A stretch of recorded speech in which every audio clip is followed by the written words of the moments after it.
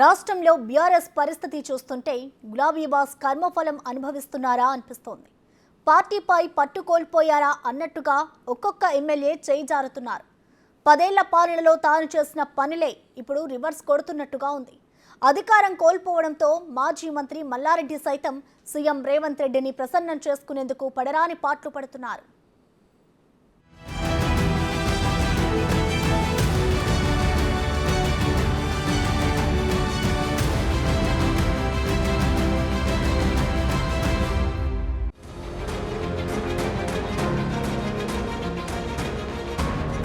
పార్టీపై గులాబీ బాస్ పట్టు కోల్పోయారా?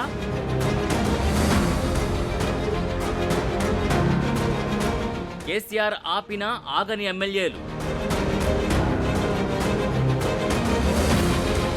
బీఆర్ఎస్ నుంచి వలసలు పెరగడం కేసీఆర్కి కంటి మీద కునుకు లేకుండా చేస్తోంది.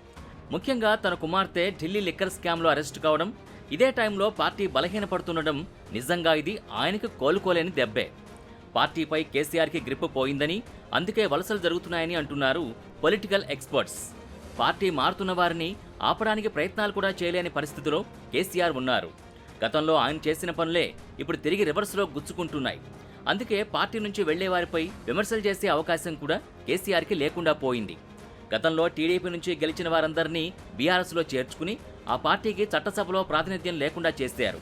అదేవిధంగా కాంగ్రెస్ నుంచి కూడా పెద్ద ఎత్తున వలసల్ని ప్రోత్సహించి ఆ పార్టీని బలహీనపరిచారు. ఇప్పుడు అదే పరిస్థితి బీఆర్ఎస్ ఎదుర్కొంటోంది. తెలంగాణ ఉద్యమంలో కీలకంగా వ్యవహరించి తన వెన్నంటి నడిచిన ఉద్యమకారుల కంటే బయట పార్టీల నుంచి వచ్చి చేరిన వారికే ఆయన పెద్దపీట వేశారు. అయితే ఇప్పుడు రాష్ట్రంలో ప్రభుత్వం మారింది. బీఆర్ఎస్ విపక్షానికి పరిమితమైంది. దీంతో సీన్ అంతా రివర్స్ అవుతోంది.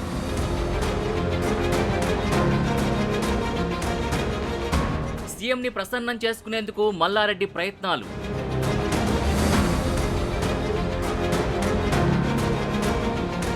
కాస్తైనా దయ చూపండని వేడుకోలు.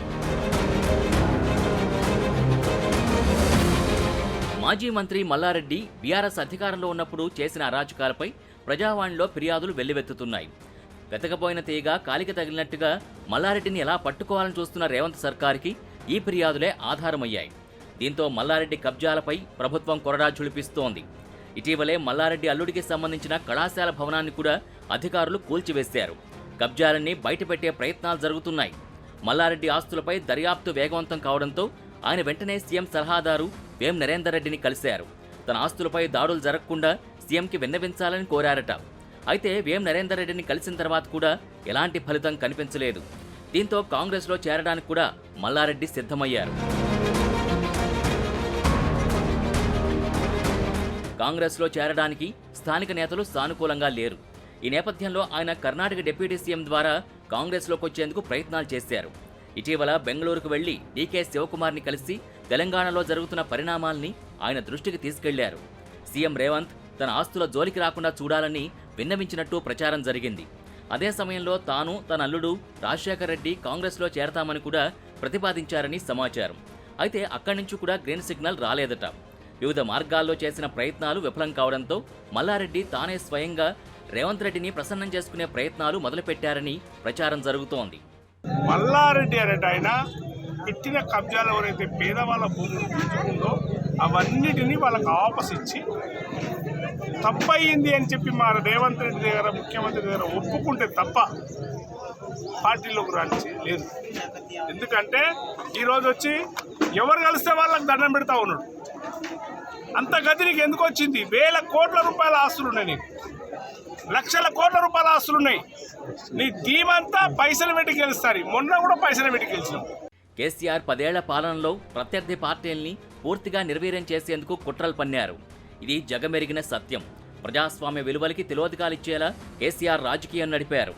ఇంకా ఇండెప్త్గా చెప్పాలంటే అనైతిక పార్టీ మార్పుల్ని ఒక ట్రెండ్గా మార్చింది మాత్రం కేసీఆర్ అనే చెప్పాలి. కేసీఆర్ కంటే ముందు పార్టీ ఫిరాయింపులు లేవా అంటే ఉండేవి. కానీ అసలు ప్రత్యర్థి పార్టీయే ఉండకూడదు అన్న లక్ష్యంతో సామధాన భేద దండోపాయాన్ని ఉపయోగించి ఇతర పార్టీల నుంచి గెలిచిన వారిని లాగేసుకునే పరిస్థితి లేదు. అలాంటి ట్రెండ్ కేసీఆర్ ముఖ్యమంత్రి అయిన తర్వాతే మొదలైందని చెప్పొచ్చు.